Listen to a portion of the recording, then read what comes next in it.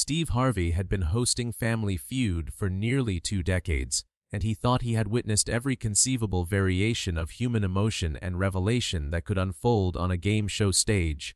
He had seen confessions of hidden pasts, stories of wartime heroism, testimonies of lifelong regrets, and heartbreaking tales of survival and loss that had moved millions to tears. But on that bitterly cold January afternoon in 2026, a 94-year-old man named Ernest Miller would share something so unexpectedly tender, so profoundly beautiful in its simplicity and in the lifetime of quiet love it represented, that the entire studio audience would dissolve into tears. Steve would have to pause the show multiple times to compose himself, and everyone watching would find themselves confronting the bittersweet reality that the most meaningful legacies are often not the material things we leave behind, but the memories we create and the love we manage to express before time runs out. 2 families stood ready to compete, the Anderson family from Michigan and the Miller family from Virginia. The Miller family immediately drew attention because at their center stood Ernest Miller, a remarkably dignified 94-year-old man with a full head of silver hair, warm brown eyes behind wire-rimmed glasses, and a gentle bearing that suggested a lifetime of quiet strength. He wore a cardigan sweater over a button-down shirt, moved slowly but steadily with a cane, and had an expression that held both deep contentment and a certain urgency, as if he knew his time was limited and had something important to accomplish. His family surrounded him with obvious devotion, 4 generations including his daughter Caroline, who was in her late 60s, his grandson Thomas in his mid-40s, his great-granddaughter Amy in her early 20s, and even a great-grandson, an infant being held by his mother, representing 5 living generations of Ernest's family. During the pre-interview, Ernest had been soft-spoken but articulate, answering questions with thoughtful precision, and occasionally smiling in a way that suggested he was savoring every moment. When asked about his life, he had mentioned that he had been married to his wife Dorothy for 71 years before she passed away 3 years ago, that he had worked as a postal worker for 40 years, and that his greatest joy in life had been his family. But when asked if there was anything special he wanted to share on the show, he had said something that caught the producer's attention. "I'm 94 years old, and my health is declining. My heart is failing, and my doctors have told me I probably won't see another year. I'm at peace with that. I've had a long, good life. But there's something I want to do before I die, something I want to give to my family, and I thought maybe doing it publicly, on television, would make it more memorable and more meaningful. It's not dramatic or shocking. It's actually quite simple. But it's important to me, and I hope it will be important to them." Ernest's daughter Caroline, when asked about her father's health and his wish, had spoken with obvious emotion, saying, "My father is slowly dying from congestive heart failure. He's been in decline for about a year, and we know we're going to lose him soon. He's handled it with incredible grace. No bitterness, no fear, just acceptance and a desire to make the most of whatever time he has left. When he told me he wanted to be on Family Feud with the whole family, I was surprised because he's not someone who seeks attention or likes being in the spotlight. But he was insistent, saying he had something he wanted to do, some kind of final gift he wanted to give us. He won't tell me what it is. He says he wants it to be a surprise, so I'm curious and a little nervous about what he has planned." The Miller family won their game with solid teamwork, Ernest contributing one answer in a soft but clear voice. As they lined up for fast money, it became immediately apparent that Ernest would not be able to participate in the rapid-fire round. He was visibly tiring, his breathing labored, and his family suggested gently that perhaps he should sit this part out. But Ernest shook his head with quiet determination and said, "I came here for this moment. I came here to stand at that podium with my family around me. Please, let me do this." His family exchanged concerned glances but ultimately supported his wish, and Ernest's great-granddaughter Amy went first, scoring 176 points, which meant Ernest needed 24 points. Manageable but requiring focus and energy he might not have. But as Ernest slowly approached the podium, leaning heavily on his cane, Steve noticed that the elderly man wasn't preparing to answer questions. Instead, Ernest was reaching into his pocket and pulling out a folded piece of paper. He looked at Steve with tears already forming in his eyes and said in a voice that carried 9 decades of accumulated wisdom and love, "Mr. Harvey, I don't want to play fast money. I came here to stand at this podium, with my family around me and with cameras recording, because I want to read something to my family that I've written for them. It's my last wish. Not the kind of wish that needs to be granted, but the kind that's really a hope, a blessing, a final message from me to them about what I want for them after I'm gone. Would you let an old man do that? Would you let me give my family this gift?" Steve's professional demeanor cracked immediately, his eyes filling with tears, and he said in a voice thick with emotion, "Sir, you can do whatever you need to do. This is your moment. Take all the time you need." The studio fell into that particular profound silence that happens when everyone understands they're about to witness something sacred. Ernest turned to face his family. His daughter, his grandson, his great-granddaughter, and the infant great-great-grandson being held nearby, and he began to read from the paper in his trembling hands, his voice soft but steady, each word weighted with 94 years of life and love. "My dearest family," Ernest began, "I'm 94 years old, and I don't have much time left. My heart is giving out, and soon I'll be gone from this world. But before I go, I want to tell you what I hope for you, what I wish for you, what I pray you'll remember after I'm no longer here to tell you in person." He paused, gathering himself, and continued, "First, I want you to know that my life has been good. Not perfect, not without sorrows and challenges, but good. I was married to your grandmother Dorothy for 71 beautiful years. We raised Caroline together, watched her grow up and have her own family, and every day with her was a gift. We weren't wealthy, we didn't travel the world, we didn't have exciting careers or fame or prestige. But we had each other, we had our family, we had Sunday dinners and holidays together, we had quiet evenings sitting on the porch, and that was enough.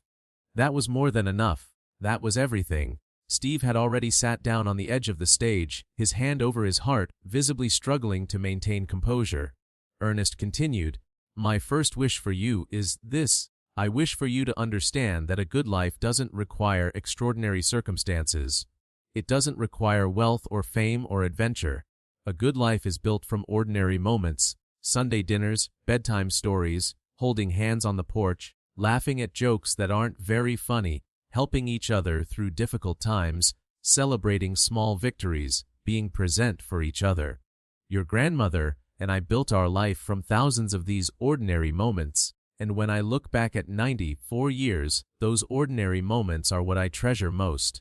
So my first wish is that you won't chase extraordinary things at the expense of appreciating the ordinary blessings you already have." The audience was already crying, people holding tissues and wiping their eyes, and Ernest's family stood transfixed, tears streaming down their faces. Ernest read on, "My second wish for you is about forgiveness and grace. Life is long if you're lucky, and over the course of a long life, everyone makes mistakes. Everyone says things they regret, does things they're ashamed of, hurts people they love. Your grandmother and I certainly did. We argued, we disappointed each other sometimes, we weren't perfect. But we learned to forgive each other, to extend grace, to let go of small hurts before they became big resentments. That's what allowed our marriage to last 71 years. Not that we never hurt each other, but that we chose to forgive and move forward. So my second wish is that you'll be generous with forgiveness, both with others and with yourselves. Life is too short to carry grudges or to punish yourself endlessly for mistakes. Forgive and be forgiven, and make room for grace." Ernest's voice wavered, but he pressed on, "My third wish is about presence and attention. I'm 94 years old and I can barely remember last week, but I can remember with perfect clarity the night Caroline was born 70 years ago, the first time I held her, the way she looked up at me with those huge eyes. I can remember Thomas's first steps, Amy's high school graduation, the day I first held my great-grandson just a few months ago. I remember these things because I was present for them, not distracted, not thinking about work or worries, but fully there in those moments. So my third wish is that you'll be present for each other, that you'll put down your phones and turn off your distractions and really be there for the important moments, because those moments pass quickly and you can't get them back. Steve was openly sobbing now, making no attempt to hide his tears, and the camera operators were visibly struggling to keep their cameras steady as they too cried. Ernest continued, "My fourth wish is about legacy and memory. When I die, which will be soon, I don't want you to grieve too long or too hard. I've had 94 years, which is more than many people get, and I've spent them well. I don't want you to be sad that I'm gone. Instead, I want you to tell stories about me. Tell Caroline's children and grandchildren about what I was like, about the jokes I told, about how I liked my coffee, about the way I whistled when I was working in the garden. Keep me alive in your memories and your stories. That's the only immortality I want or need. To live on in your memories, and to be present in the stories you tell your children about where they came from." Ernest paused, his breathing labored, and Caroline moved forward as if to support him, but he gently waved her back, determined to finish. He said, "My fifth and final wish is the most important one, and it's very simple. I wish for you to tell each other that you love each other. Don't assume people know. Don't think it goes without saying. Say it out loud, say it often, say it even when it feels awkward or unnecessary. Your grandmother and I said, 'I love you' every single day of our marriage, even on days when we were angry with each other, even on days when we were too tired to talk much. We said it because we knew that life is uncertain and time is limited, and you never know when you won't get another chance.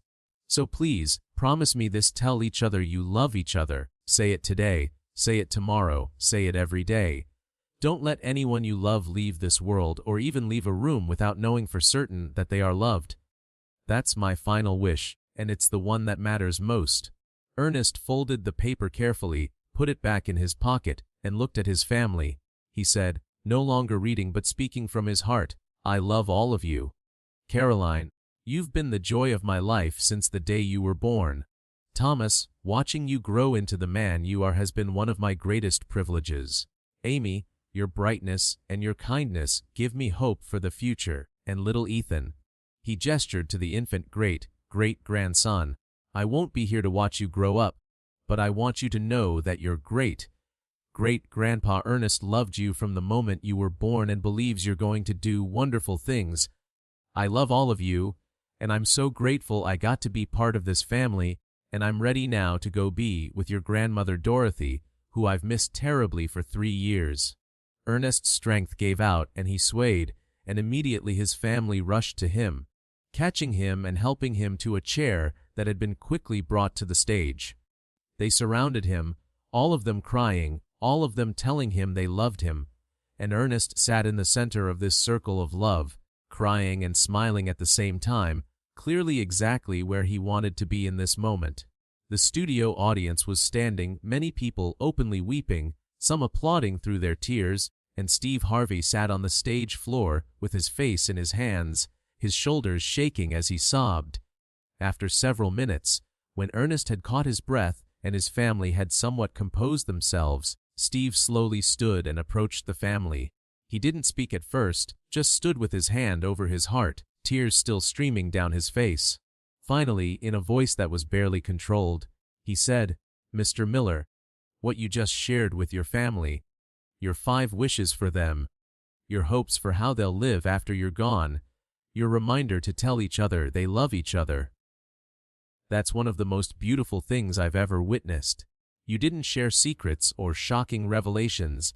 You shared wisdom, love, and a lifetime of understanding about what actually matters. Sir, you've given your family and everyone watching an incredible gift."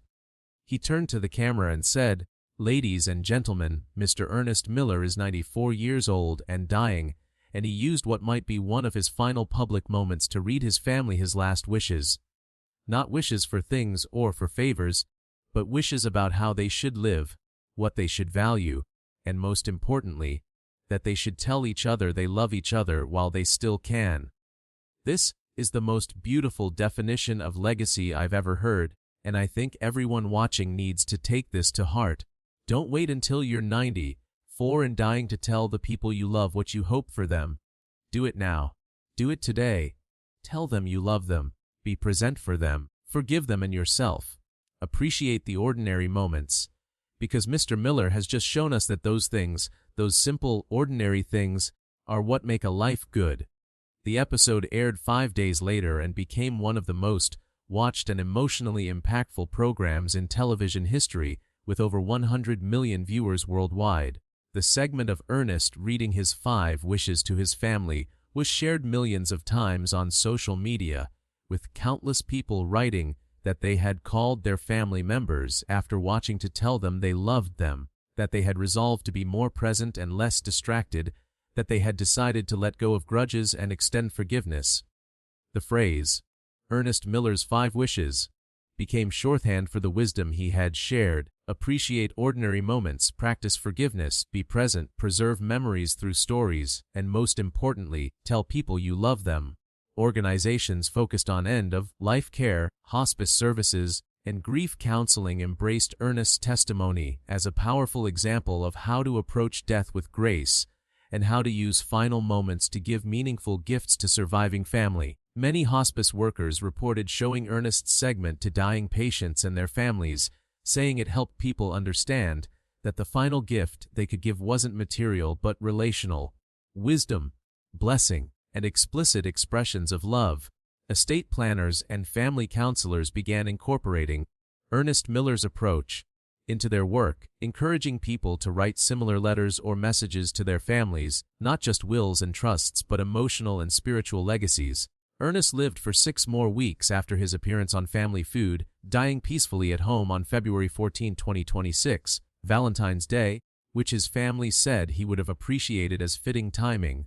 In those final 6 weeks, he was surrounded constantly by family, and they reported that his final days were filled with exactly what he had described in his wishes.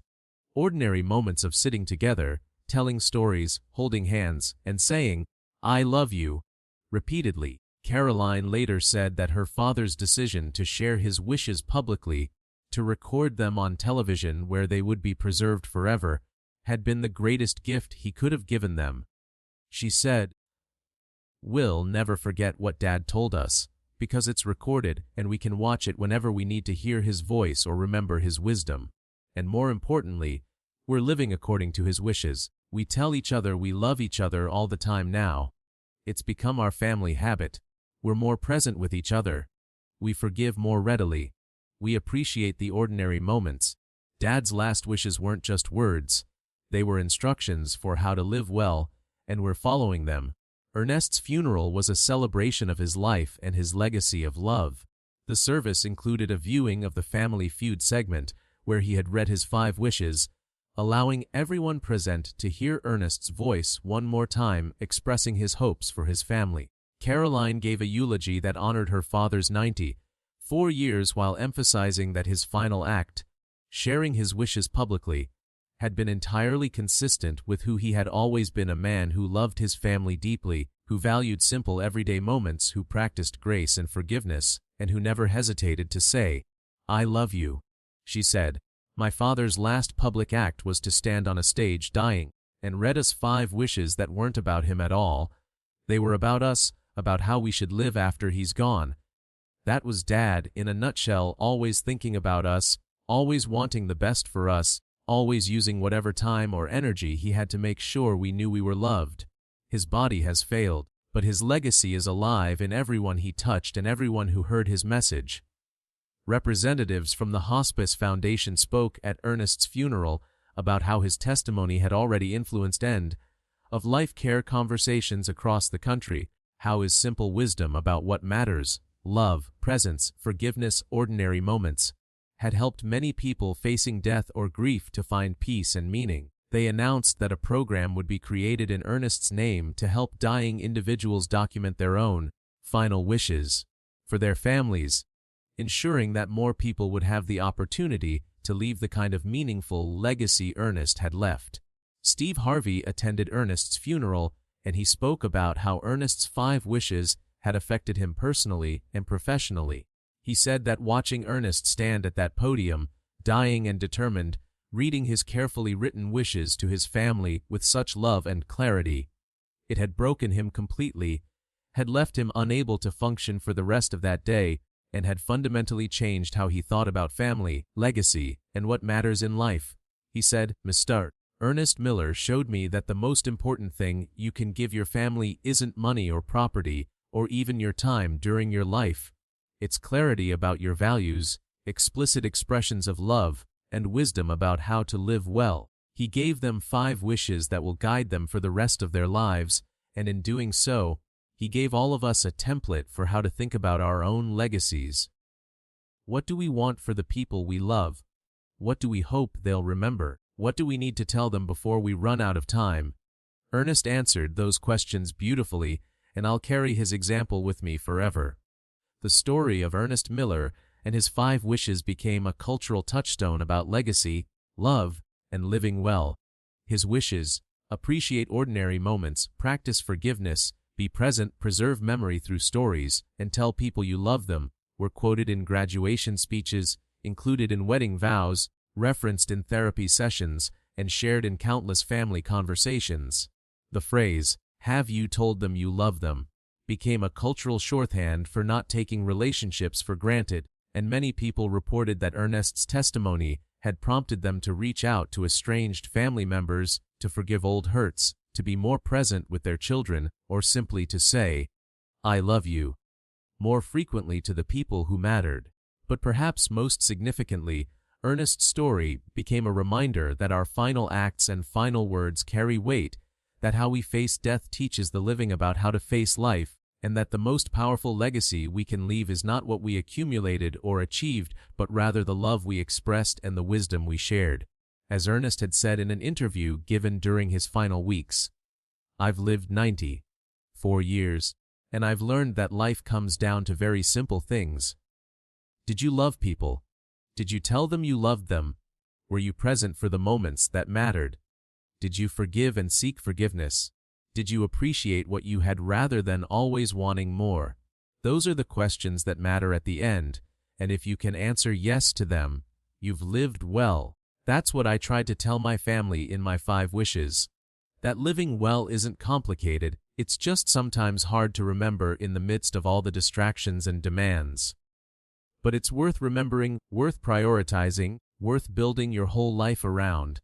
Love people, tell them so, be there for them, and appreciate every ordinary moment you get with them. That's the secret to a good life, and that's what I hope my family will remember long after I'm gone.